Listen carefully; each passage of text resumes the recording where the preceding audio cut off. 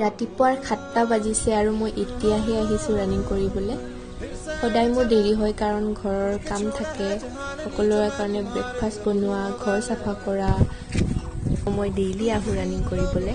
Daily মই 3 kilometre running কৰোঁ, বাট মই আজি 5 কিলোমিটাৰ ৰানিং কৰিম। 5 কিলোমিটাৰ আমাৰ এইখন গ্ৰাউণ্ডত 13 ৰাউণ্ড মাৰিব লাগে, চ' মই মনৰ জছত কৰি আছোঁ। দেহেৰে নোৱাৰিলেও মই সকলোবোৰ কাম মনেৰে কৰোঁ। ফাইনেলি মই 13 ৰাউণ্ড কমপ্লিট কৰিলোঁ। সঁচাকৈ বহুত ভাগৰ লাগিলে। মই দৌৰি উঠি এক্সাৰচাইজ কেইটামান কৰিলোঁ। এতিয়া মই ঘৰলৈ যাওঁ। ঘৰত আহিও মই খালোঁ চিয়া চিডছ, ৱাটাৰ আৰু ড্ৰাই ফ্ৰুইটছ, কল, আপেল, আৰু মই গা পা ধুই ভাত ৰন্ধাত লাগি গ'লোঁ। দুপৰীয়াৰ ভাত খাই মই অকণমান ৰেষ্ট কৰি পঢ়া ষ্টাৰ্ট কৰিলোঁ। চ' আজিলৈ আহিছোঁ, বাই।